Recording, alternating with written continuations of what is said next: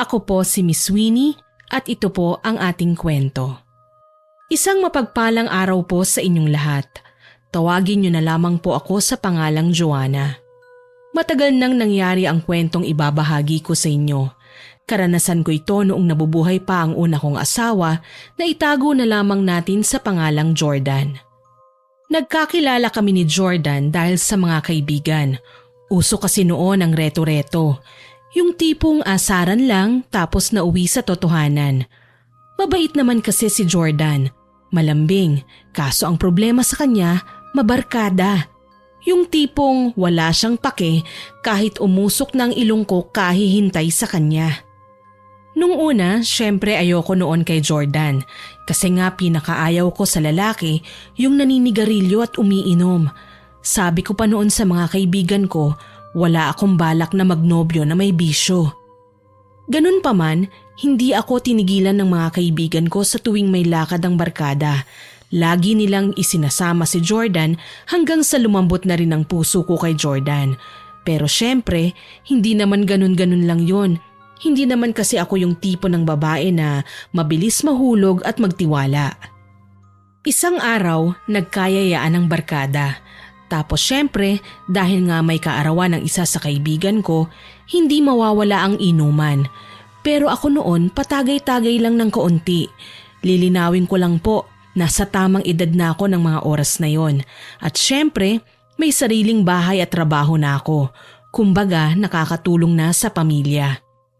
Syempre, nag-inuman pero sinabihan ko noon ang mga kaibigan ko na hindi ako magpapakalasing kasi nga malayo ang bahay namin. Pero yung mga kaibigan ko ayaw paawat, lalo na si Janice. Bes naman, tumagay ka na. Ako nang bahala sa'yo. Hindi naman kita pababayaan, no? Napakamot ako sa noo ko kasi medyo makulit at magaslaw na si Janice ng mga oras na yon. Gawa na rin na may tama na ang alak. Mariin akong tumanggi sa alok nito kahit na matalik ko siyang kaibigan. Hindi niya ako napilit. Pasensya na kayo, malayo kasi yung bahay ko eh. Tsaka hindi talaga ako nainom ng marami.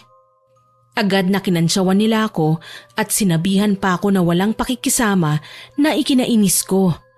Pakiramdam ko hindi sila nakakaintindi at may balak na hindi ko malaman. Abot sila ng abot sa akin ng alak pero si Jordan naman palaging sinasalo ang tagay ko kaya naman siya yung nalasing. Makalipas ang ilang oras lasing na ang mga kasama namin tapos si Janice naman inuwi na ng nobyo niya. Ako naman naaawa kay Jordan kasi nga walang kasabay tapos lasing na. Kaya naman naisipan ko na ihatid na lang pero biglang dumating ang isang babae. Ako nang bahala sa kanya. Nga pala, ako si Dana, kababata ni Jordan. Napatango na lang ako sa sinabi ng babae na nagpakilala bilang si Dana. Ah, ganun ba? Mabuti naman at dumating ka. Hindi ko pa naman alam kung saan niya nakatira eh. Masyado kasing nagpakalasing tapos yung mga kaibigan niya, iniwan na lang siya sa akin. Ngumiti lang si Dana sa sinabi ko at inalalayan nito ang kaibigan, tsaka umalis. Samantalang ako naman, naghintay ng masasakyan at halos mag-umaga na nang makauwi ako sa bahay. Agad na nakatulog ako. Kinabukasan kahit na medyo masama ang pakiramdam ko, pumasok pa rin ako sa trabaho, lalo na at mahigpit ang amo ko. Katrabaho ko nga rin pala si Janice, kaya naman todo hingi siya ng tawad sa akin nang magkita kami sa trabaho. Bes, hindi ko na talaga alam yung ginagawa ko kagabi. Napabuntong hininga na lang ako sa sinabi ng kaibigan ko. Sa totoo lang hindi naman ako galit sa kanya. Medyo nagtampo lang ako dahil para bang iniwan niya ako sa ere. Sus, palagi ka namang ganyan eh. Inaya-aya mo ako doon tapos iiwan mo rin pala ako. Napahila mo si Janice sa kanyang muka at nakita ko na seryoso ito. Kaya naman hindi na ako nakatiis pa at pinansin ko na siya. Bibili lang ako ng pagkain. Libre kita bilang pambawi sa'yo. Agad na nagningning ang mga mata ko sa sinabi niyang yon at hinila ko kaagad ito papunta sa karinderya na malapit lamang sa aming trabaho. Kaagad na pumili ako ng pagkain at sabay kaming kumain na magkaibigan. Habang kumakain, Siyempre hindi maaalis sa aming dalawa ang magkwentuhan hanggang sa napunta ang usapan namin kay Jordan.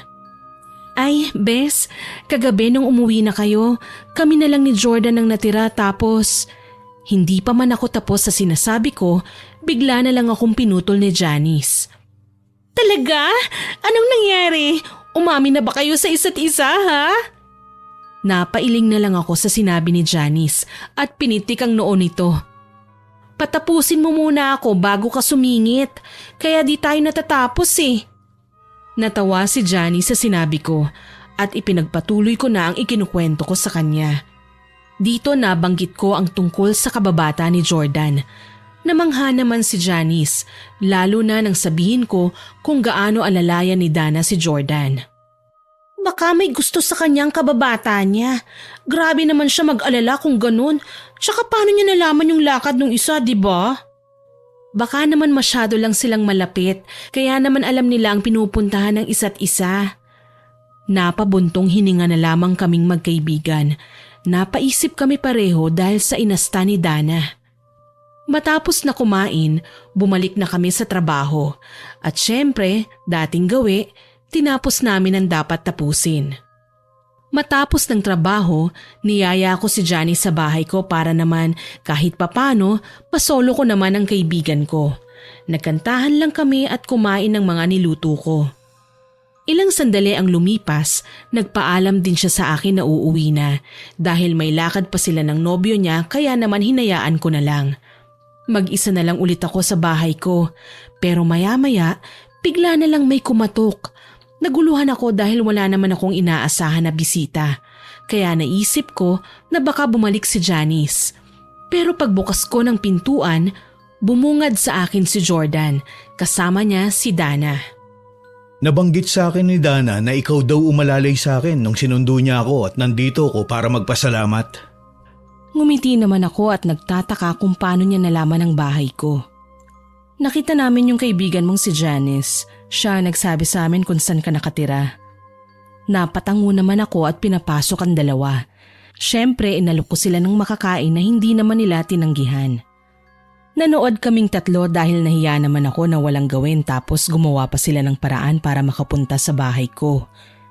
Nang maubos ang pagkain na niluto ko, agad na lumabas si Jordan para bumili ng makakain at naiwan naman kami ni Dana.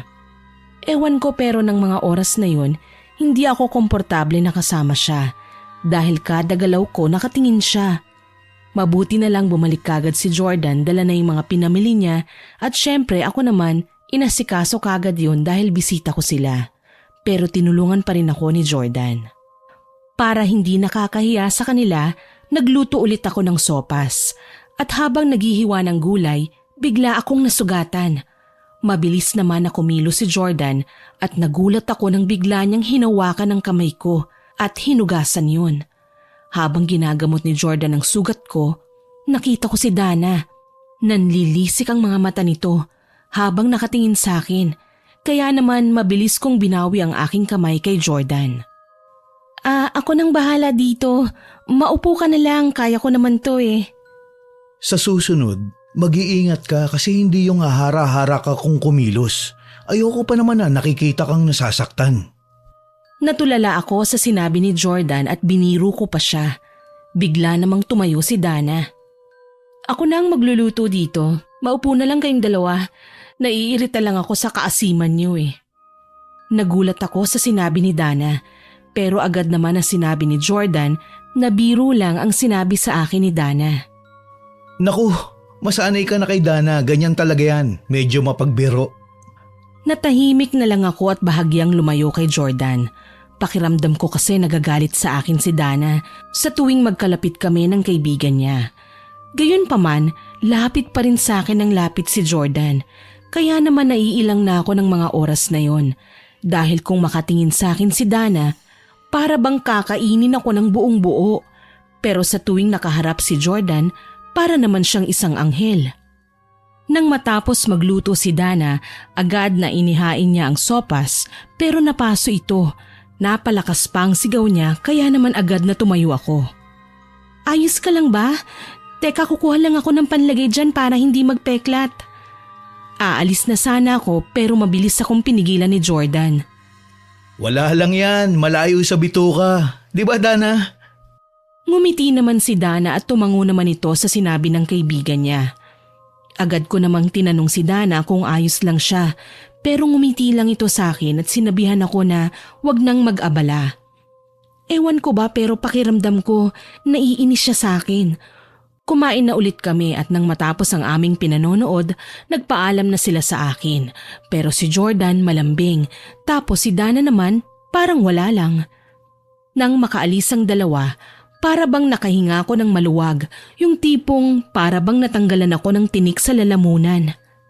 Kinabukasan, syempre wala kaming trabaho, kaya dinalaw ako ni Janice at agad na ikinuwento ko sa kanya ang nangyari. Grabe dinalaw ka talaga dito. Pero bakit sinama niya pa yung kaibigan niya? Nakakailang kaya yun? Agad na sumang-ayon ako sa sinabi ni Janice dahil totoo naman na nailang ako. Ewan ko ba, pero para bang ang sama ng tingin niya sa akin tapos kapag lumalapit sa akin si Jordan, sobrang sama ng timpla ng mukha niya.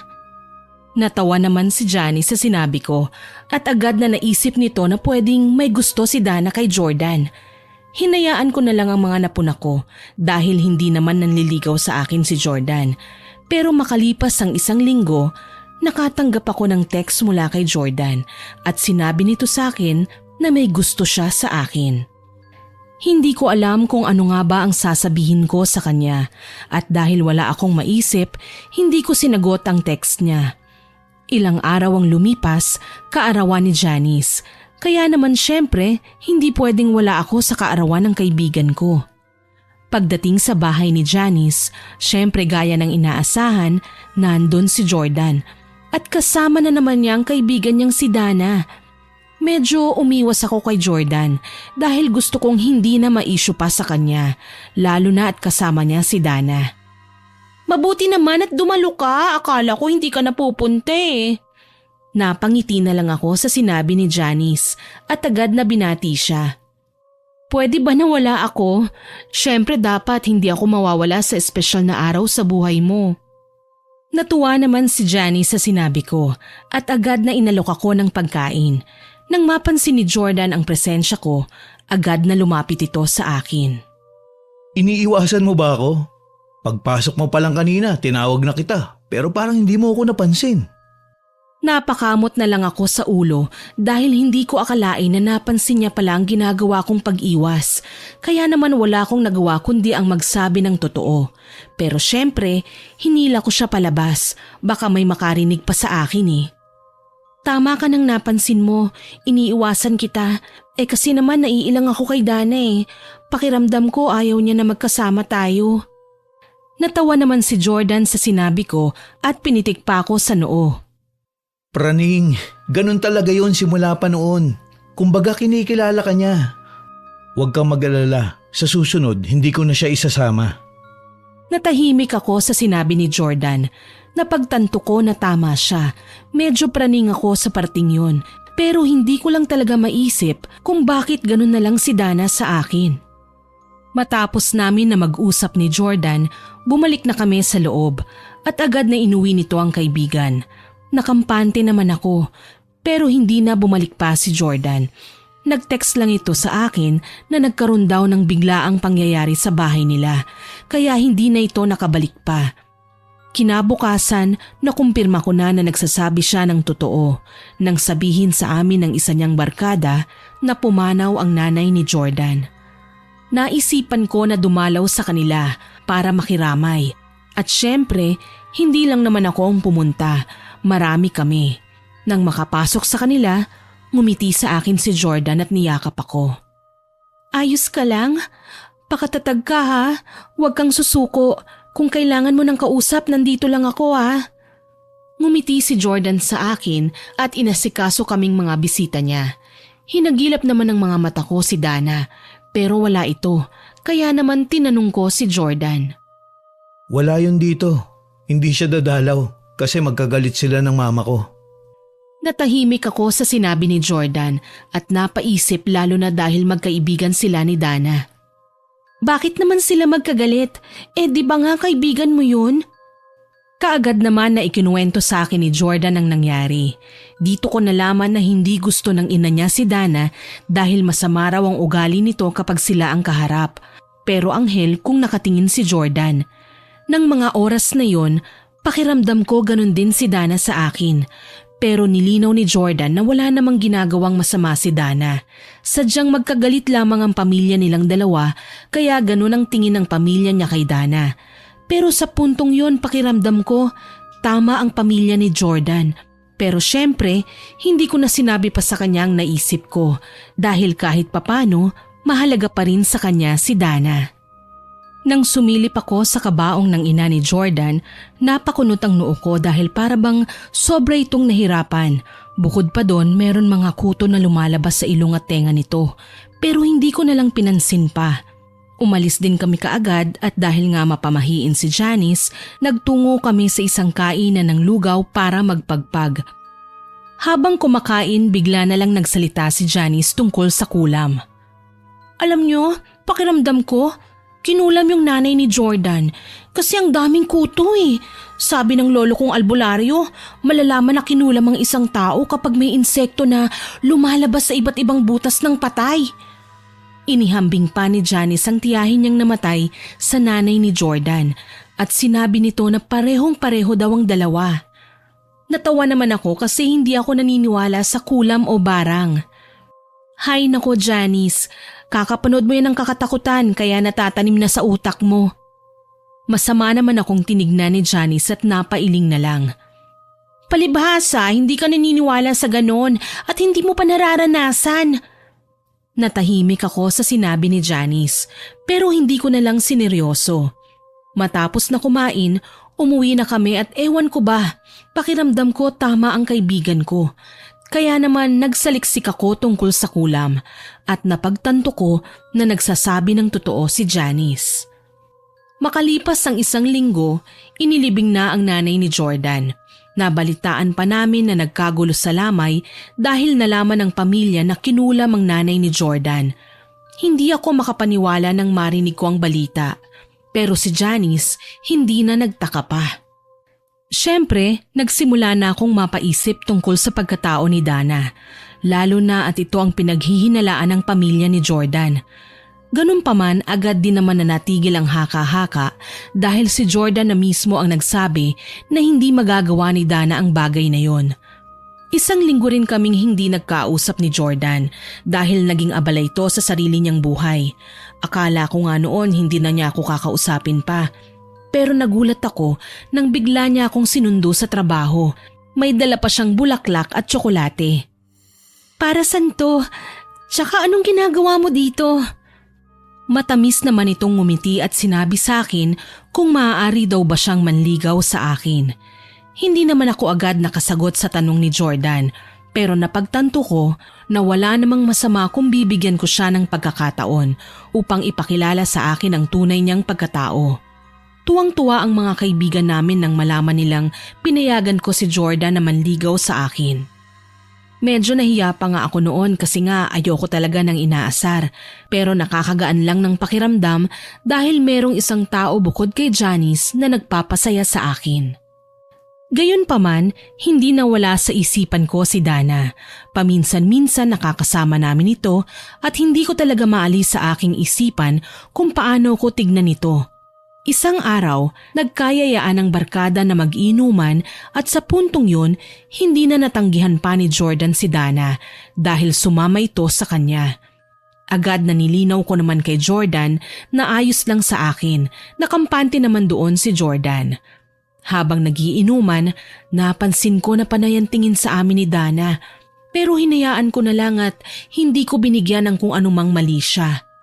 Pero pagkatapos ng inuman, kaagad na hinatid namin ni Jordan si Dana at nang maihatid ito, ako naman ang hinatid ni Jordan sa bahay ko.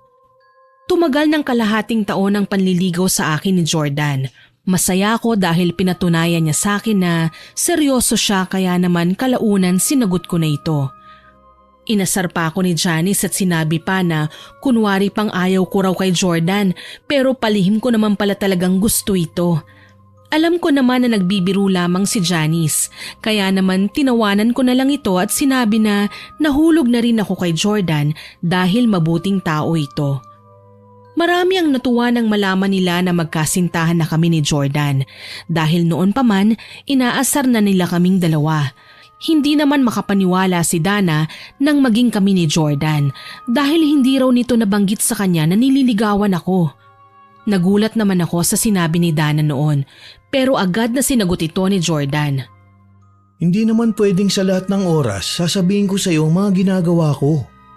Natahimik si Dana sa sinabi ni Jordan at maging ako hindi makapaniwala sa sinambit ni Dana. Lalo na at iniisip ko na alam nito ang tungkol sa amin ni Jordan. Pag alis ni Dana, agad na kinausap ko si Jordan. Ikinahihiya mo ba ako sa kaibigan mo? Bakit hindi niya alam? Natahimik si Jordan sa tanong ko sa kanya pero akong nagulat sa kanyang isinagot. Ayoko kasing mapahama ka. Masyadong mapag-isip si Dana. Palagi niyang sinasabi na hindi ka karapat dapat sa akin. Kaya naman hindi ko sinabi sa kanya ang tungkol sa atin. Natigilan ako sa mga sinabi ni Jordan. Hindi ko lubos maisip na ganun pala ang sinasabi sa akin ni Dana. Sa puntong yon ay napaisip ako. Alam kong mali na ang mga nangyayari. Ni minsan ba hindi mo tinanong si Dana kung bakit niya ginagawa ang mga bagay na yon?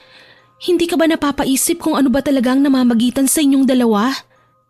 Agad na sinabi ni Jordan na matalik lang silang magkaibigan ni Dana at halos magkapatid na raw ang turingan nilang dalawa. Napabuntong hininga ako dahil ramdam ko na may pagtingin si Dana kay Jordan. Kaya naman ang araw na yon, sinabihan ko si Jordan na layuan si Dana. Alam ko na para bang hindi makatarungan ang pinagagawa ko sa kanya, pero hindi ko na talaga lubos maisip pa kung ano ba talaga si Jordan para kay Dana. Sumunod naman si Jordan sa sinabi ko. Alam ko na buong puso niyang iniwasan si Dana, kaya naman nakampante ako. Hanggang isang araw, pagkatapos ng trabaho, nag-text sa akin si Jordan na hindi niya ako masusundo dahil nasa trabaho pa ito. Kaya naman nagpasya ko na sumakay na lamang sa bus, pero paglabas ko sa kumpanya, nakita ko si Dana. Sinubukan kong iwasan siya at kunwaring hindi nakita, pero agad niya akong hinawakan sa kamay. Pakiusap, kahit konting oras lang pagbigyan mo ko. Natahimik ako sa sinabi ni Dana, lalo na at garalgal na ang boses nito sa mga oras na yon, kaya naman wala na akong nagawa pa kundi kausapin ito. Ano bang gusto mong sabihin? Pauwi na rin kasi ako eh. Lumuhod sa paanan ko si Dana na ikinagulat ko naman. Pakiusap, si Jordan na lang ang kaibigan na natitira sa akin. Halos lahat sila ayaw sa pamilya ko, kaya naman sana wag mo siyang palayuin sa akin. Napakunot ang noo ko sa sinabi ni Dana. Hindi ko na problema ang bagay na yon dahil si Jordan na mismo ang nagdesisyon. Mas mabuti kung kayong dalawa na lang ang mag-usap. Napayuko naman si Dana at ako naman nagpaalam na sa kanya. Sa totoo lang, hindi ko alam ang mararamdaman ko ng mga oras na yon dahil naaawa ko kay Dana. Pero hinayaan ko na lang siya dahil pakiramdam ko ginagawa niya lang yon para sirain kaming dalawa ni Jordan. Pag-uwi ko sa bahay, hindi ako mapakali hanggang sa dumating si Jordan sa bahay at agad itong humingi ng pasensya sa akin dahil nalaman nito na kinausap ako ni Dana. Agad na ipinaliwanag ko kay Jordan na ayaw kong isipin ng kaibigan niya na pinipigilan ko silang dalawa, lalo na at alam kong noon pa man ay magkakilala na silang dalawa. Desisyon ko yun na layuan si Dana para rin sa ikabubuti ng relasyon natin. Pero sa tingin ko ayaw niya tayo tantanan. Mas mabuti siguro na ayusin mo kung ano man ang meron kayo. Naiintindihan ko naman eh. Niyakap ako ni Jordan at ipinangako niya sa akin na aayusin niya ang problema niya kay Dana. Sa totoo lang po nung mga oras na yun, gusto ko nang hiwalayan si Jordan dahil natatakot ako sa maaaring gawin ni Dana. Pero kalaunan, tinigilan din kami ni Dana. Tuluyan itong lumayo kay Jordan at umuwi sa kanilang probinsya. Siyempre ako naman nakampante, pero bigla na lang nagkasakit ang mama ko. Kaya naman wala akong nagawa noon kundi ang tumira na muna sa poder ng mga magulang ko, lalo na at may trabaho pa si Papa. Sobrang lubha ng karamdaman ni Mama. Bigla itong namayat at hindi matukoy ng doktor ang sakit nito. Unti-unting nanghina ang nanay ko pero lumalaban ito. Hindi rin umalis sa tabi ko si Jordan. Palagi niyang sinasabi sa akin na magpakatatag ako, lalo na at sa akin humuhugot ng lakas ang pamilya ko. Sobrang gulong-gulo na ang isipan ko. At si Janice naman, madalas itong abala sa trabaho, lalo na at siya ang sumalo ng mga gawain ko.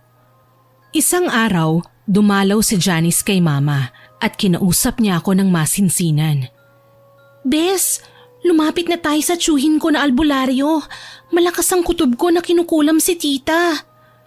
Natahimik ako sa sinabi ni Janice dahil wala namang nakakaaway si Mama o kahit sila Papa, kaya naisipan ko na maaaring mali lang si Janice.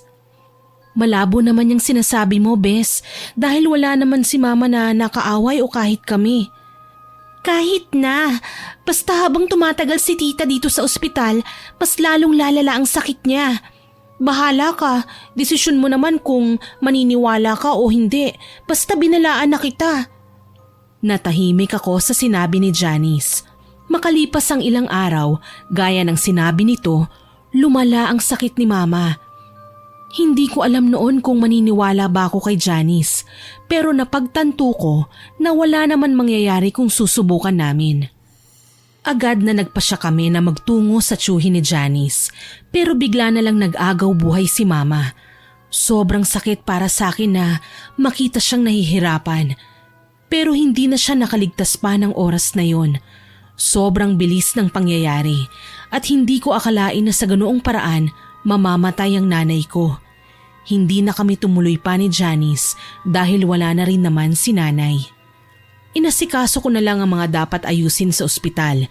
Iniisip ko naman dapat pala nakinig na ako kay Janice dahil baka sakaling naisalba ko pa si nanay. Pero ika nga, nasa huli ang pagsisisi. Sobrang nasaktan kami sa pagkawala ni nanay. Pero syempre, hindi naman pwedeng doon na lang nahinto ang buhay namin. Nang mailibing si Mama, nagsimula ulit kami. Hindi ako iniwan ni Jordan at palagi itong nasa tabi ko, lalo na ng mga panahon na bagsak ako. 3 taon din kami na nagsama ni Jordan bilang magkasintahan at makalipas ang 3 taon na magandang pagsasama, nagpasya kaming lumagay na sa tahimik na buhay at pinakasalan ako ni Jordan. Parang wala na akong mahihiling pa ng mga oras na yon. Nakakalungkot man dahil wala na si Mama ng mga panahon na yon, pero alam ko na ginagabayan niya kami sa itaas. Hindi ko na inalam pa kung tama ang hinala ni Janice dahil ipinagpasa Diyos ko na lamang ang lahat. Masaya kaming nagsama ni Jordan. Bawat araw nagpaplano kami ng mga gagawin sa hinaharap. Hanggang sa nabalitaan na lang namin pareho na bumalik na sa dati nilang bahay si Dana. Marami nang nangyari, kaya naman para sa akin, kinalimutan ko na ang mga agam-agam ko noon, kaya naman ako mismo ang nagsabi kay Jordan na dalawin ang kanyang kaibigan. Ngunit ang asawa ko na mismo ang siyang tumanggi. Iimbitahan ko na lang si Dana dito sa ating bahay para naman kahit papano makapag-usap rin kayo. Napangiti ako sa sinabi ni Jordan. Natutuwa ako dahil palagi niyang iniisip kung ano ang mararamdaman ko.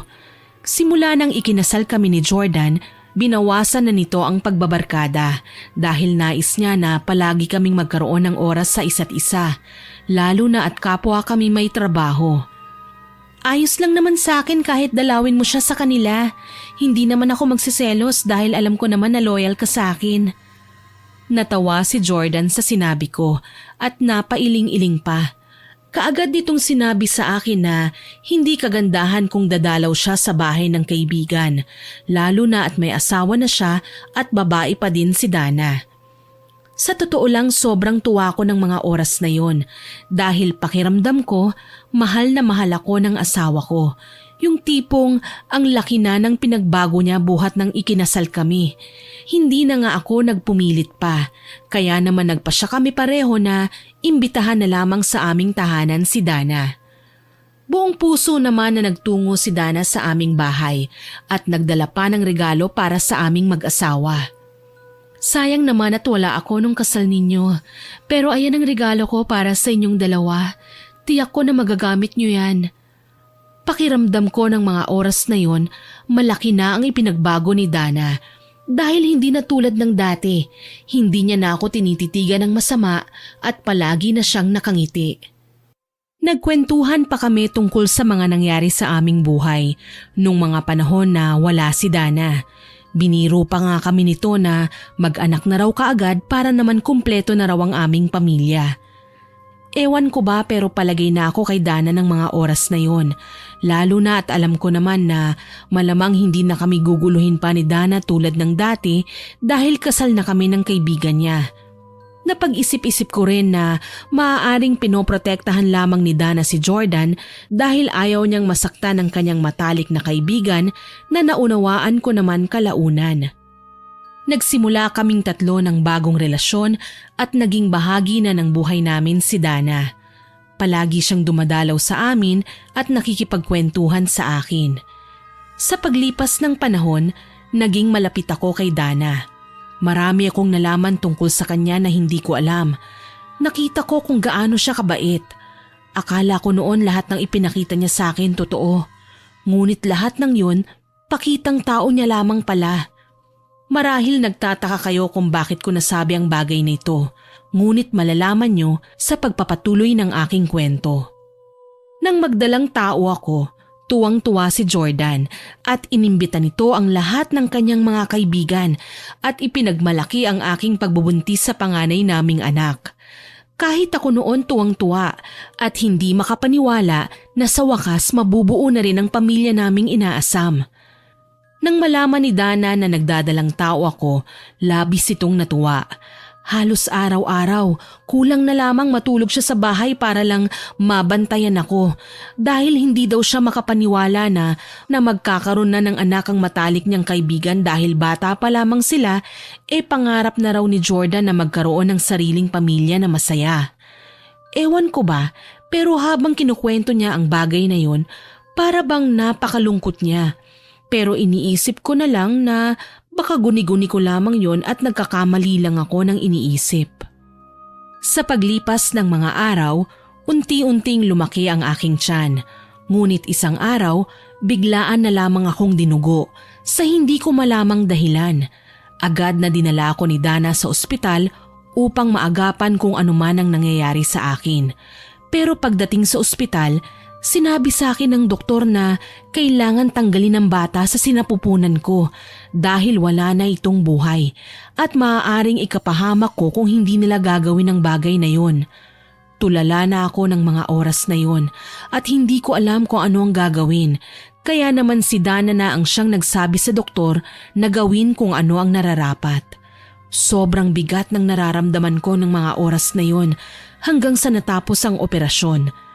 Nalaman naman ni Jordan ang nangyari at para bang nanlumo ang kanyang mundo kagaya ko. Sobrang tulala lang ako ng mga panahon na yon at hindi nagsasalita. Puro lang iyak dahil unang anak namin ni Jordan ang batang nawala. Sinabi sa akin noon ng doktor na maaaring may nakain ako na hindi pwede sa akin o di kaya naman masyado kong nag-iisip ng mga bagay-bagay lalo na't delikado ang aking pagbubuntis na siyang ikinasawi ng bata sa aking sinapupunan. Palagi naman sa tabi ko si Janice ng mga panahon na yon. Hindi niya ako pinabayaan kahit pinagtatabuyan ko na sila noon. Pakiramdam ko kasi huminto na ang mundo ko. Pero natutuwa ako sa asawa ko dahil kahit na apektado siya sa mga nangyari, pinilit niyang maging matatag para sa akin. Kalaunan, natanggap ko na rin ang pangyayari. Sinisi ko ang aking sarili sa pagkawala ng aming anak pero sinabi sa akin ni Jordan na hindi ko kasalanan ang bagay na yun. Mahirap man ang mga nangyari pero nalampasan namin ang pagsubok na yon sa aming buhay. Todo pa ang tayo sa akin noon ni Dana at palagi itong nasa tabi ko. Halos naiinis na nga sa kanya si Janice ng mga panahon na yon dahil pakiramdam ng kaibigan ko, inaagawan na siya. Sa paglipas ng araw, naging maayos na rin naman ako. Sinabi ko na lamang sa sarili ko na ganun talaga ang buhay. Kung hindi para sa'yo, huwag mong ipilit. Pero hindi ko sinisisi ang Diyos sa mga nangyari dahil alam ko na may mas maganda siyang plano para sa akin. Lumipas ang taon, nasanay nga ako na palaging nasa tabi si Dana. Pero isang pangyayari sa aking buhay ang hindi ko matanggap. 5th anibersaryo namin ng aking asawa, inimbita namin si Dana maging si Johnny sa aming bahay para sa pagdiriwang. Siyempre may inuman dahil hindi naman naiiwasan yun kapag nagsama-sama na ang barkada. Nung mga oras na yun, medyo nalasing na ako.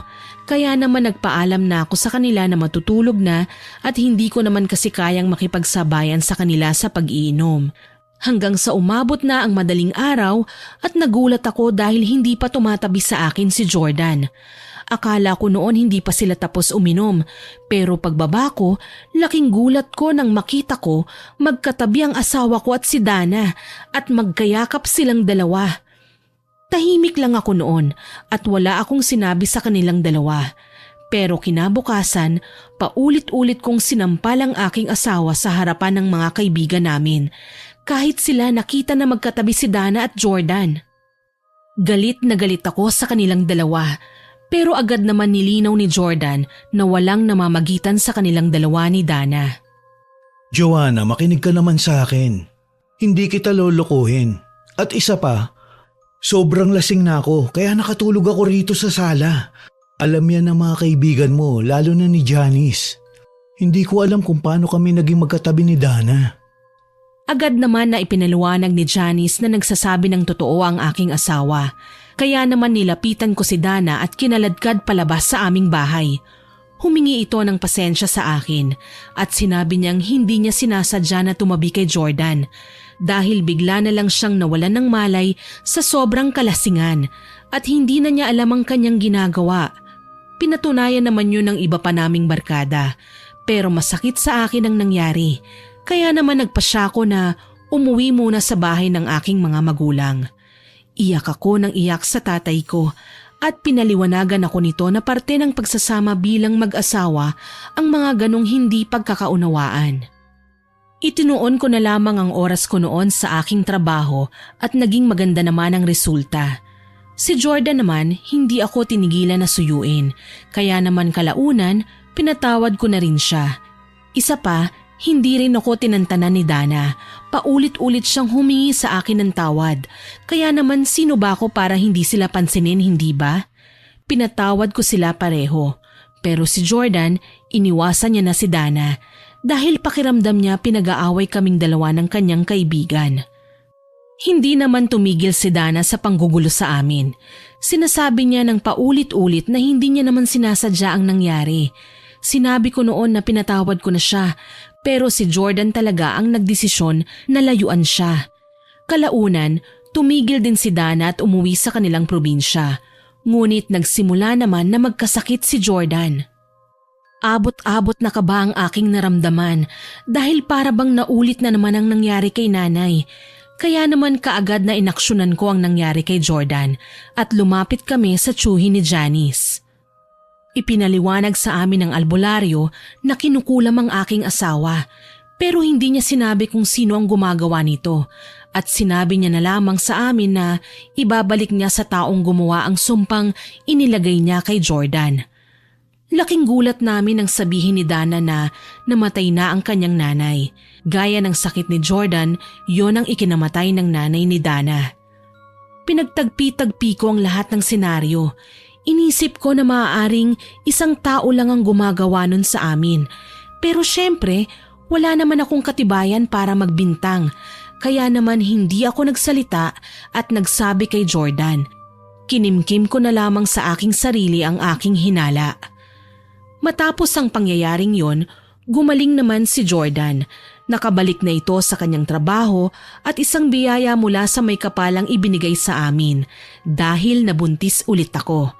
Sa pagkakataon na yon, umiwas na ako kay Dana dahil pakiramdam ko sa tuwing nalalapit kami sa kanya may nangyayaring hindi maganda. Sa paglipas ng buwan, unti-unting lumaki ang aking tiyan at ipinanganak ko ang una naming anak na pinangalanan kong Harold. Oo, tama kayo. Lalaki ang anak namin. Sobrang saya ni Jordan dahil hindi raw matatabunan ng kanyang apelido. Nalaman naman ni Dana na nanganak na ako mula sa aming mga kaibigan. Sinabi nito na nais niyang bumawi sa amin, pero para bang dalang-dala na ako. Ganun pa man, wala akong nagawa dahil palagi itong pumupunta sa bahay at naging malapit na rin siya sa anak namin ni Jordan. Nang nagpasya kami na binyagan ng aming anak, agad na nagpresenta si Dana na maging ninang. At syempre nahiya naman kaming tanggihan siya, kaya naman isinama ko na ito sa listahan. Labis na saya ang naramdaman ni Dana, pero gaya ng sinabi nito, bumawi siya sa amin.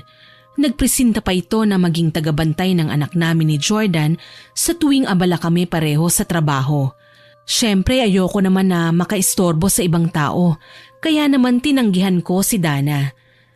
Alam ko iniisip ng marami na napakamanhid ko o di kaya naman hindi ako nag-iisip. Pero kung kayo ang nasa kalagayan ko, magtitiwala talaga kayo sa kabutihan ni Dana. Hanggang sa nagtatlong taon si Harold, sinabi ni Dana na maghahanda at mag-aambag pa ito sa panghanda. Naku, wag na. Kaya namin. Tsaka pinag-ipunan ko ng kaarawan ng anak namin. Hindi na kailangan. Sige na, tanggapin mo na. Ninang naman ako ni Harold eh. Wala akong nagawa noon kasi inilagay na niya sa kamay ko at tsaka umalis. Samantala, agad naman akong kinausap ng kaibigan ko. Bes, nakakahalata na ako dyan ah. Dyan sa kumari mo. Parang may kakaiba talaga dyan. Hindi kaya siya yung kumulam sa nanay mo tsaka kay Jordan? Natahimik ako sa sinabi ni Janice. Agad kong tinakpan ang bibig niya at sinaway. Tumahimik ka nga, Janice. Baka mamaya marinig niya nakakahiya kaya. Napailing naman si Janice sa sinabi ko at inisa-isa nito ang mga nangyari.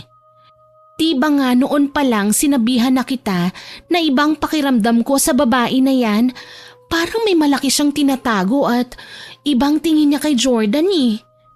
Sinabi pa sa akin ni Janice na maaaring sinadya nito na sirain kami noon ni Jordan dahil nakita ni Janice na palaging nakaalalay si Dana sa asawa ko noong mga panahong nagkakalabuan kami. Napabuntong hininga na lang ako.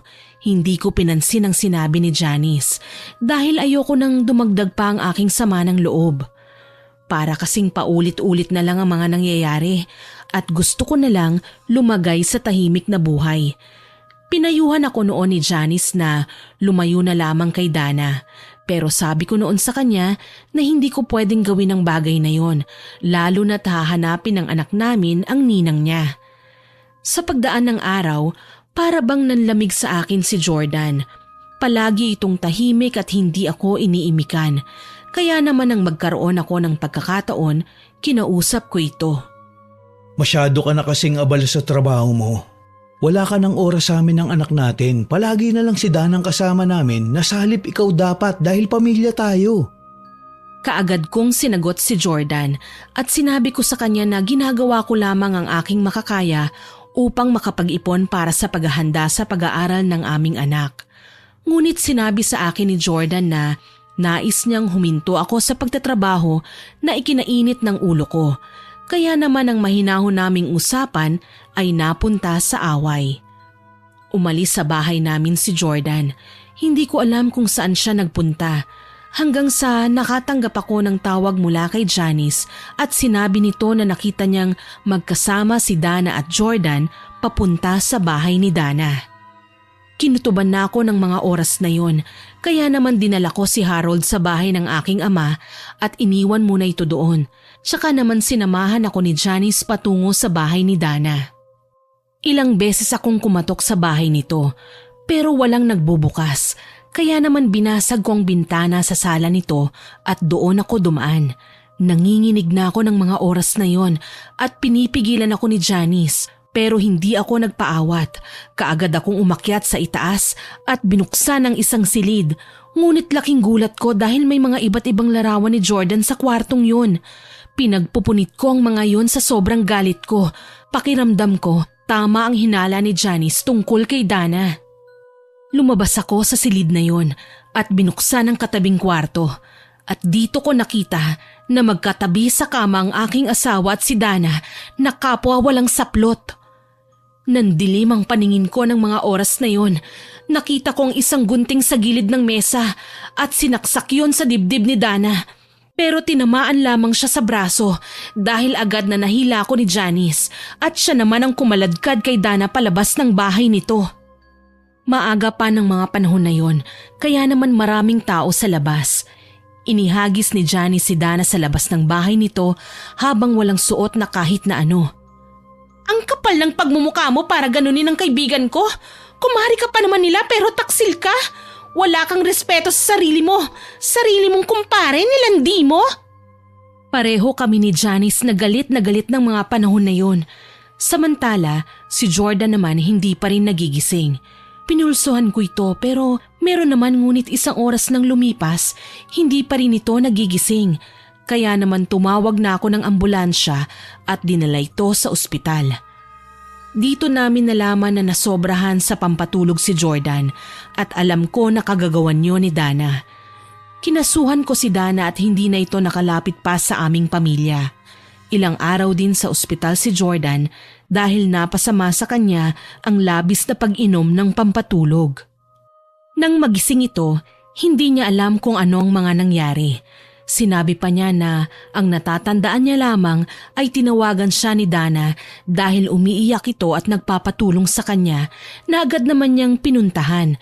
Pero nang painumin siya nito ng tubig, bigla na lamang siyang nawalan ng malay at hindi niya na alam kung ano ba ang mga sumunod na nangyari. Malinaw naman sa akin ang lahat, lalo na at yun naman ang lumalabas sa resulta ng pagsusuri ng mga doktor. Ikinuwento ko kay Jordan ang mga nangyari at hindi nito lubos maisip na magagawa ni Dana ang bagay na yon. Pero ang pinaka-ikinagulat ni Jordan nang sabihin ko ang tungkol sa mga larawan sa kabilang kwarto ni Dana. Ni minsan, hindi niya ako pinapasok sa silid na yun. Dahil personal na kwarto raw yun ng kanyang magulang. Hindi ko akalain noon palang may gusto na siya sa akin. Nahihibang na ang babae na yun. Tama sila tatay. Kagaya siya ng kanyang nanay na walang ginawa kundi sirain ang aming pamilya. Ikinuwento sa akin ni Jordan na magkababata ang kanyang tatay at nanay ni Dana, kaya naman naging malapit rin sila ni Dana. Pero kalaunan na maghiwalay ang mga magulang ni Dana, palagi nang pinagsisiksikan ng nanay nito sa tatay ni Jordan ang sarili, kaya naman nilayuan niya ito at nagkaroon ng hindi pagkakaunawaan ng dalawang pamilya. Pero dahil kaibigan at kababata ni Jordan si Dana, hindi sila nakisali sa hidwaan ng kanilang pamilya. Kaya naman hindi lubos maisip ni Jordan na mangyayari din sa kanilang dalawa ang nangyari sa kanilang mga magulang. Simula ng araw na yon, pinutol na ni Jordan ang lahat ng ugnayan niya kay Dana. Akala namin noon matatahimik na kaming pamilya kapag wala na si Dana sa aming buhay. Pero dito na nagsimula ang mga kakaibang pangyayari sa aming buhay. Nagkasakit si Janice makalipas ang 1 buwan at humingi ito ng tulong sa kanyang tiyuhin. Gaya ng inaasahan, kinulam ito. Pero hindi magawang kalabanin ng tiyuhin ni Janice ang mangkukulam dahil malakas ito. Kaya naman binigyan niya ng pangontra si Janice. Kaya naman nakaligtas ito sa sumpa ng mangkukulam. Takot na takot ako noon para sa kapakanan ng aking anak at syempre ng aking pamilya. Humingi kami ng tulong sa tiyuhin ni Janice at binigyan niya rin kami ng pangontra laban sa kulam. Kahit papaano, nakampante ang puso ko dahil alam ko na hindi na kami makakanti pa ng kahit na sino. Lumipas ang maraming buwan at wala namang nangyari sa aking pamilya. Pero patuloy kaming nag-iingat hanggang sa dumating ang 5 kaarawan ni Harold. Naghanda kami pero simple lamang.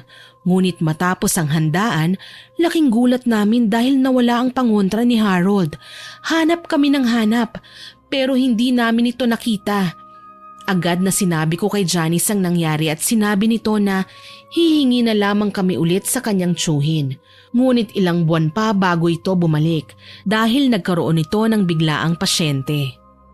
Inisip ko na lang noon na hindi kami pababayaan ng Diyos at hindi niya hahayaan na malagay kami sa kapahamakan, lalo na ang aking anak. Araw-araw akong nagdarasal noon na sana makalimot na si Dana at nagbagong buhay na ito. Ngunit sadyang sinusubok ng panahon ng aming pamilya dahil bigla na lang bumagsak ang pangangatawan ng aking anak. Takot na takot ako ng mga panahon na yon at iniisip ko na baka si Dana ang may gawa noon. Sinubukan ko pa siyang hanapin, ngunit hindi ko nagawang makita si Dana. Para bang naglaho ito na bula, walang nakakaalam kung saan siya nagtungo. Nang mga panahon na yon, wala kaming malapitan dahil halos lahat ng nilalapitan naming albularyo hindi kinakaya ang mangkukulam na nagbigay ng sakit sa aking anak. Hanggang sa sumapit ang ilang buwan, bumalik na si Tatay Dindo. Agad na sinimulan nito ang panggagamot kay Harold at isang lalaki ang kumukulam sa aking anak. Nagawa ko pang makausap ito at sinabi niya na walang kinalaman si Dana sa mga nangyari. Sinabi nito na iginaganti niya lamang ang kanyang kaibigan dahil sinaktan namin ito ng labis. Lahat ng galit na kinikimkim ko ay ibinuntong ko sa lalaki at sinabi ko kay Tatay Dindo na ibalik ang sakit na ibinigay nito sa aking anak. Ewan ko ba ng mga oras na yon, hindi ko lubos maisip na hindi si Dana ang may gawa ng lahat ng yon. Pakiramdam ko kasi may kinalaman siya sa kamalasan na nangyayari sa buhay naming mag-asawa. Gayunpaman, ipinagpapasalamat ko na lamang sa Diyos nang gumaling ang aking anak. Sinabihan kami ni Tatay Dindo na malaki ang galit sa amin ng mangkukulam. Nagawa niyang alisin ang sakit sa aking anak. Ngunit hindi niya nagawa ng ibalik yon sa mangkukulam dahil malakas ito kumpara sa nauna niyang nakalaban. Pinayuhan kami na hanapin namin kung sino man ang mga nasaktan namin at humingi kami ng tawad. Gayunpaman, wala kaming ibang maisip kundi si Dana lamang. Pero hindi naman namin alam kung saan ito mahahanap dahil para bang pinagtataguan niya kami. Sa pagdaan ng araw, bumuti ang kalagayan ng aking anak. Pero si Jordan naman ang biglang nagkasakit. Hindi gaya ng dati, malubha ang kanyang kalagayan. Dinala namin siya kay Tatay Dindo, ngunit sinabi nito na hindi niya kayang gamutin ang kalagayan ni Jordan at tanging magagawa lang namin upang maalis ang sakit ng aking asawa sa ikalawang pagkakataon ay hanapin na namin ang mga taong aming nasaktan. Nanlumo ako ng mga panahon na yon at hindi ko alam kung ano ang aking gagawin. Pakiramdam ko, napakawalang kwenta ko dahil hindi ko man lang magawang matulungan ang aking asawa. Tinungo ko ang bahay ng magulang ni Dana at kinausap naman ako ng mga ito. Sinabi nila sa akin na matagal nang hindi umuuwi sa kanilang bahay si Dana, buhat nang mamatay ang kanyang ina. May bagong pamilya na rin ang ama ni Dana at sinabi nito na may kaalaman sa itim na kapangyarihan ng kanyang anak dahil tinuruan ito ng kanyang yumaong asawa. Isiniwalat rin sa akin ng ama ni Dana na ang kanyang asawa ang siyang kumulam noon kay Jordan. Humingi sa akin ng tawad ang ama ni Dana na agad ko namang tinanggap dahil kita ko sa kanyang mga mata na nagsasabi ito ng katotohanan. At sinabi niya rin na hanapin ko ang kanyang anak dahil delikado ito lalo na at nagbitiw ng salita si Dana nang mamatay ang ina niya. Sinabi raw nito na uubusin niya ang pamilya ng taong pumaslang sa kanyang ina. Kinilabutan ako noon dahil alam ko sa aking sarili na ako ang siyang nagpabalik ng sumpa na hindi ko naman itinanggi sa ama ni Dana. Sinabi nito na nauunawaan niya ang mga nangyari sa nakaraan. Ngunit hindi lamang matanggap ng kanyang anak ang mga nangyari, lalo na nga't iniibig nito si Jordan. Sinabi sa akin ng tatay ni Dana na noon pa man ay may pagtingin na ang kanyang anak sa aking asawa, ngunit tingin lamang ni Jordan kay Dana parang isang kapatid lang. Pero habang nagdadalaga si Dana, gumagawa ito ng mga bagay na hindi ka nais-nais. Sinubukan pa nito na gayumahin si Jordan, ngunit hindi natuloy. Dahil nahuli ng ina ni Jordan, kaya naman binigyan ito ng sakit ang nanay ng aking asawa na naging dahilan kung bakit ito nawala ng maaga. Hindi ako makapaniwala sa mga sinabi ng ama ni Dana dahil pakiramdam ko noon ako lang ang nag-iisip ng masama sa matalik na kaibigan ng aking asawa na isang taksil kong kumare. Binalaan ako ng ama ni Dana at sinabi na mas mabuti kung maaga naming makikita si Dana dahil tiyak na uubusin nito ang aming pamilya. Matapos na makausap ko ang ama ni Dana, hindi na ako nakampante pa. Halos hindi ako makatulog sa gabi sa kaiisip kung saan ko maaaring makita si Dana. Pinayuhan din ako noon ni Tatay Dindo na mas mabuti kung makikita namin si Dana dahil maaari niya itong parusahan sa kasamaan na ginagawa nito. 3 buwan din na nakipaglaban sa kanyang sakit si Jordan pero kalaunan binawian ito ng buhay. Masakit sa akin ang kanyang pagkawala pero naisip ko noon na baka yun na ang huli at hindi na kami guguluhin pa ni Dana dahil wala na si Jordan. 1 taong walang nangyayaring kakaiba. Natanggap ko na rin na wala na ang aking asawa. Ngunit sumunod naman na nagkasakit ang aking ama at biglaan na lang itong namatay. Sunod-sunod ang pagkamatay ng aming pamilya at halos naubos silang lahat. Ang natira sa akin ay ang aking anak. Takot na takot ako noon, baka pati si Harold ay mawala sa akin. Tinatanong ko ang Diyos kung ano bang nagawa kong mali para danasin ang kawalang-hiya ang ginagawa ni Dana. Hanggang sa kinausap ako ni Janice at sinabi nito na maaaring mag-aral ako ng lihim na karunungan at mapangalagaan ko ang aking anak. Sinunod ko ang payo ng aking kaibigan. Naging guru ko si Tatay Dindo at dahil sa determinasyon, mabilis akong natuto. Gumawa ako ng iba't ibang pangontra laban sa mangkukulam at ibinigay sa aking mga kamag-anak sa takot na madamay sila sa kaguluhan na aming hinaharap. Minabuti ko rin noon na pauwiin sa probinsya si Harold at gumawa ako ng paraan upang hindi siya magagambala ng mangkukulam. Alam ko na para bang napakabilis ng mga pangyayari pero yun talaga ang mga naganap sa aking buhay. Nakakatawa lang kasi huli na bago ko naisipan na mag-aral ng lihim na karunungan. Akala ko kasi noon para lamang yun sa mga taong itinakda at pinili ng Diyos. Ngunit napagtanto ko na kapag gusto mo, magagawa mo pala. Sa pagdaan ng mga araw, wala akong ginawa kundi hanapin si Dana upang pagbayarin ito sa kanyang mga nagawang kasalanan sa akin. Tinulungan din ako ni Tatay Dindo dahil nais nitong pagbayarin si Dana lalo na't marami na itong naperwisyo na buhay. Gayunpaman, kahit na hindi ko tinantanan ang paghahanap kay Dana, tuloy pa rin ang aking buhay. Nagtatrabaho ako sa umaga at pagsapit ng gabi, gumagawa ako ng paraan upang malaman ang kinaroroonan ni Dana. Ngunit sadyang mailap ito. Hanggang isang araw, nabanggit sa akin ni Harold sa kanyang liham na nakita niyang muli ang kanyang ninang na si Dana. Sa sobrang pag-aalala ko para sa aking anak, agad na pinauwi ko ito sa aking puder. Tinanong ko ito kung saan niya nakita ang kanyang ninang, ngunit sinabi niya na sa panaginip niya lamang ito nakita. Alam ko na para bang napakapraning ko ng mga oras na yon dahil kaagad-agad na pinauwi ko ang aking anak. Pero hindi niyo ako masisisi. Sa dami ba naman ang nangyari sa aking buhay at sa aking pamilya, talaga naman nakakabahan ako. Araw at gabi hindi ko tinantanan ng pagbabantay kay Harold. Hanggang isang gabi na napanaginipan ko si Jordan. Sinabi nito sa akin na masaya na siya sa kanyang kinaroroonan dahil kasama na niya ang kanyang nanay at ang aking mga magulang. Paggising ko, iyak ako ng iyak ng mga oras na yon dahil dinalaw ako ni Jordan sa aking panaginip.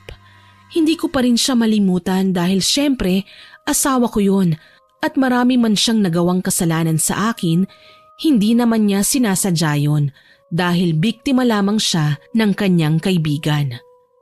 Ewan ko ba pero may parte ng puso ko na sinasabing kasalanan ko ang lahat. Dapat kasi noon pa lang pinalayo ko na si Jordan sa kaibigan niya. Hindi ko na sana hinayaan pa yung makapasok ulit ito sa buhay naming mag-asawa. Alam ko na para bang huli na ang lahat para sa bagay na yon, ngunit hindi lang talaga yun maalis sa aking isipan. Habang lumalaki si Harold, Palagi niyang tinatanong sa akin kung nasaan ang kanyang tatay. Masyado pa kasi siyang bata nung namatay si Jordan. Palagi ko na lamang sinasabi sa kanya na kasama na ito ng Panginoon at masaya na ito sa paraiso na kanyang kinalalagyan. Ganun pa man, hindi pa rin malimutan ni Harold ang kanyang ama. Minsan pa nga nagigising ito sa madaling araw at umiiyak pa habang sinasambit ang pangalan ng kanyang ama. Awang-awa ako sa anak ko ng mga panahon na yun dahil maaga siyang nawalan ng ama.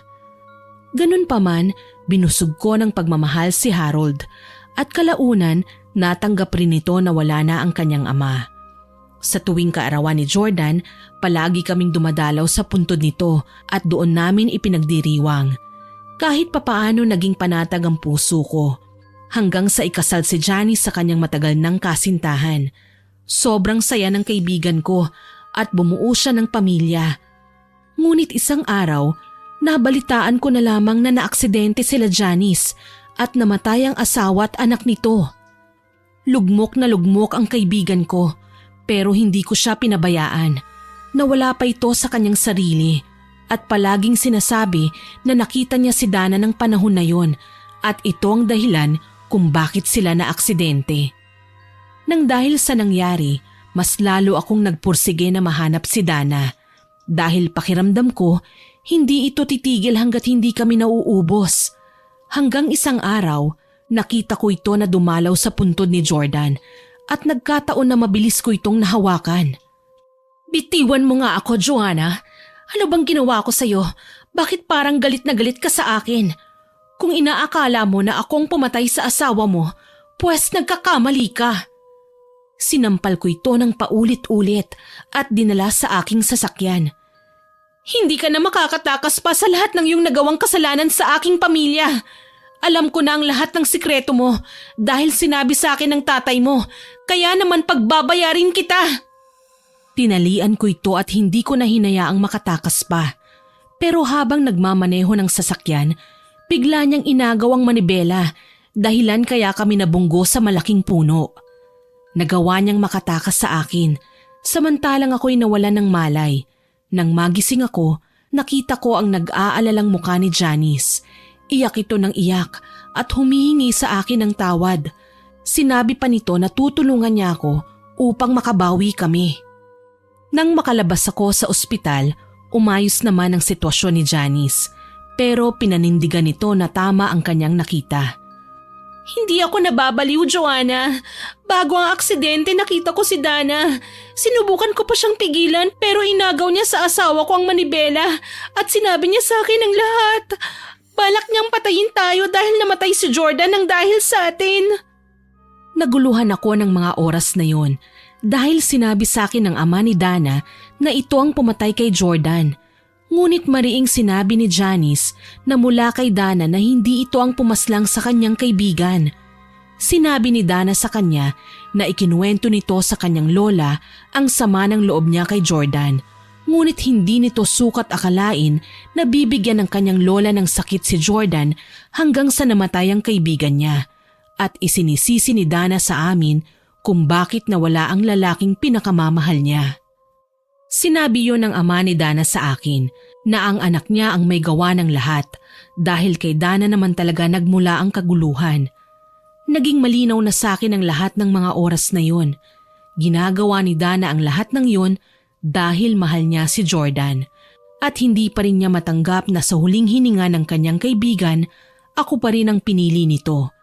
Ngunit napakababaw ng kanyang dahilan para pumaslang ng mga tao na wala namang kinalaman sa aming kaguluhan na dapat kami lang ang kanyang binabalikan. Wala kaming sinayang na oras ni Janice. Hinanap namin si Dana at tinulungan kami ni Tatay Dindo.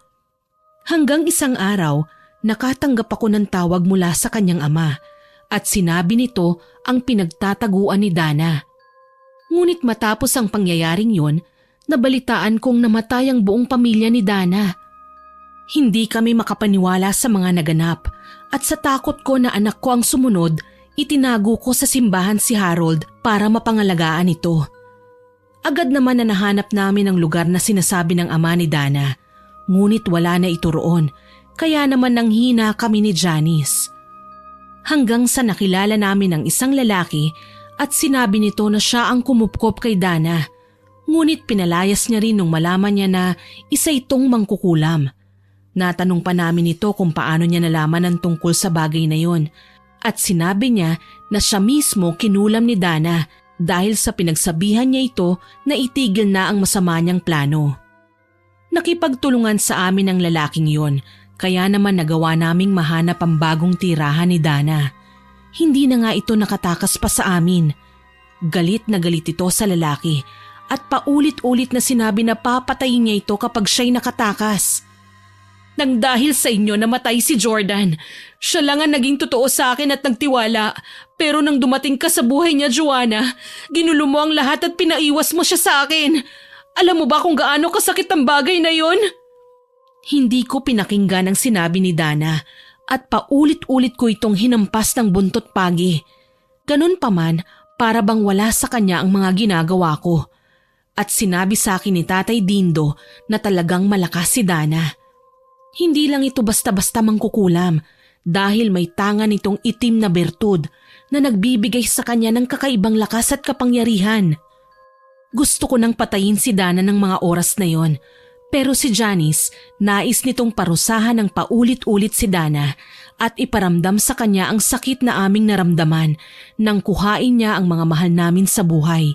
Pero para bang umaayon ang tadhana kay Dana dahil nagawa nitong makatakas. Hindi ko na alam noon ang gagawin hanggang sa isang araw, nagising na lamang ako sa hindi pamilyar na lugar kasama si Tatay Dindo at si Janice. Hinarap kami ni Dana. Bakit pa ulit-ulit niya kaming pinarurusahan? Nangihina na ako ng mga panahon na yon pero hindi ako nawala ng pag-asa. Alam ko na sinusubok lamang ng Diyos ang aking katatagan kaya naman hindi ko hinayaan na matalo ko ng isang masama na kagaya ni Dana. Wala akong pakialam noon kahit na duguan na ako. Iniisip ko noon ang aking anak at itinatak sa aking isipan na kailangan kong makaligtas sa kamay ni Dana. Ganon rin si Janice. Malakas ang loob nito kaya naman kaming tatlo hindi nagawang mapatay ni Dana dahil pinoprotektahan kami ni Tatay Dindo. Kailanman hindi na naigang kasamaan laban sa kabutihan. Marahil malakas ka sa ngayon ngunit tiyak akong babagsak ka rin, Dana.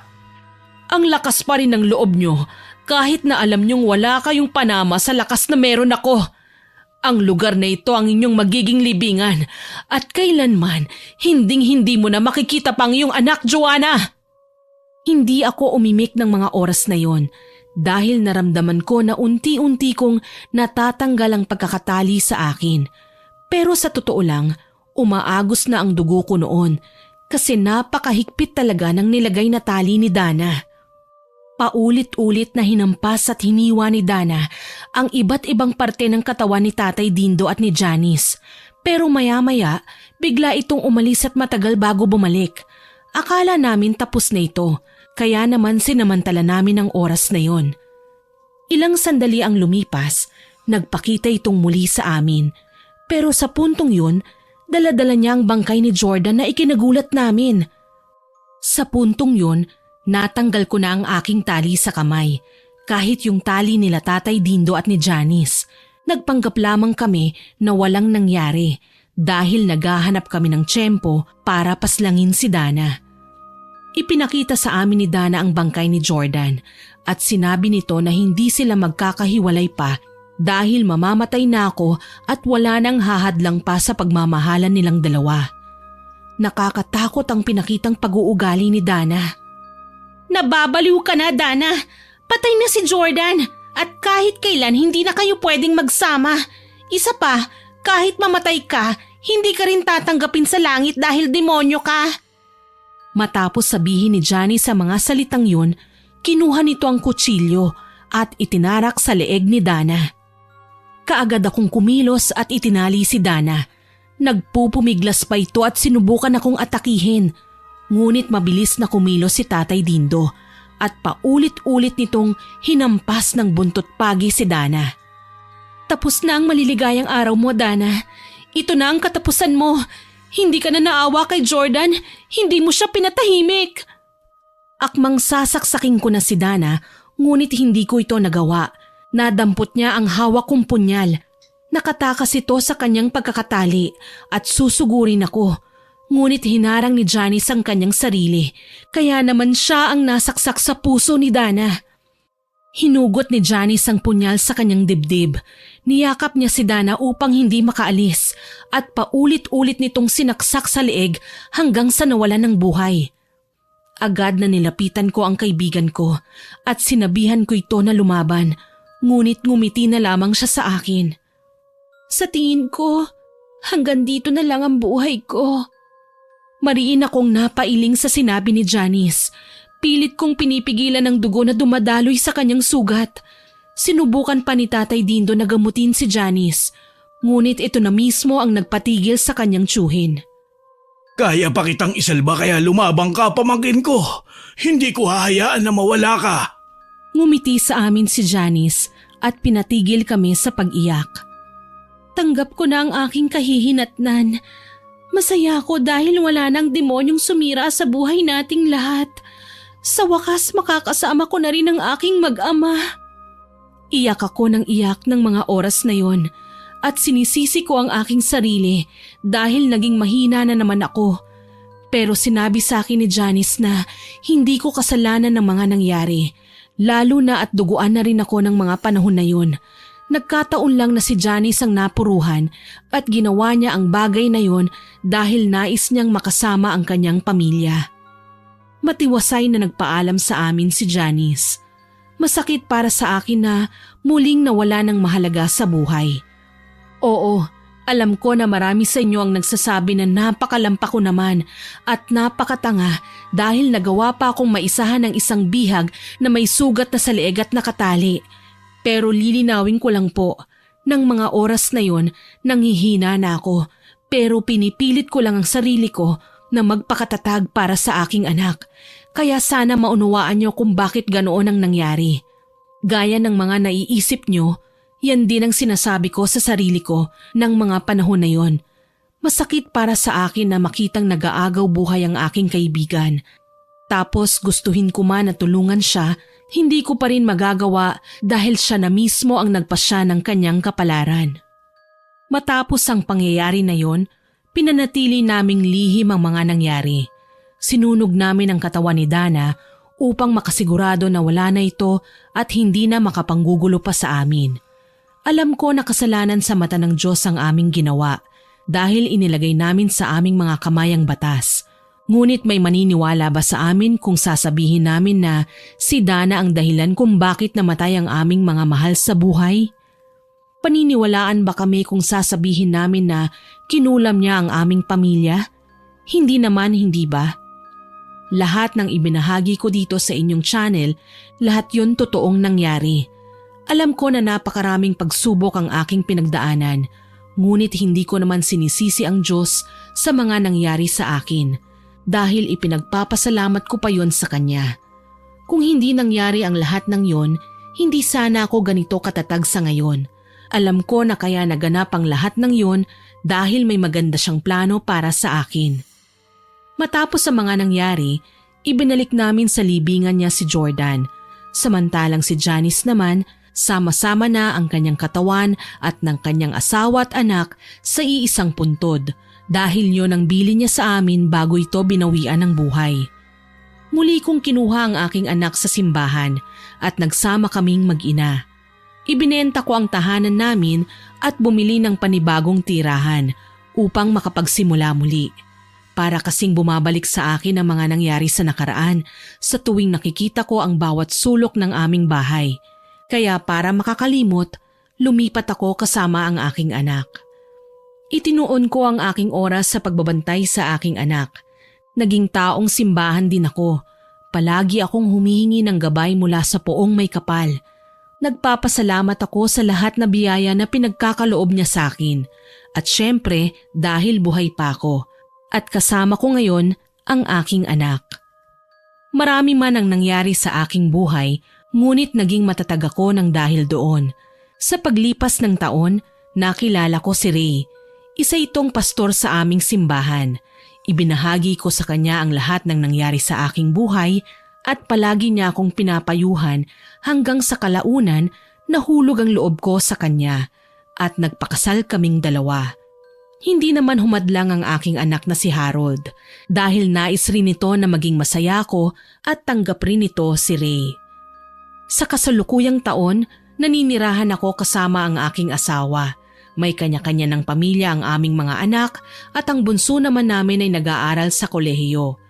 Hindi ko nakalimutan ang mga nangyari sa aking nakaraan pero naghilom na ang sugat sa aking puso. Paulit-ulit kong ibinabahagi sa ibang tao ang aking karanasan upang magkaroon sila ng inspirasyon na lumaban sa buhay sa kahit na anong hamon ng tadhana.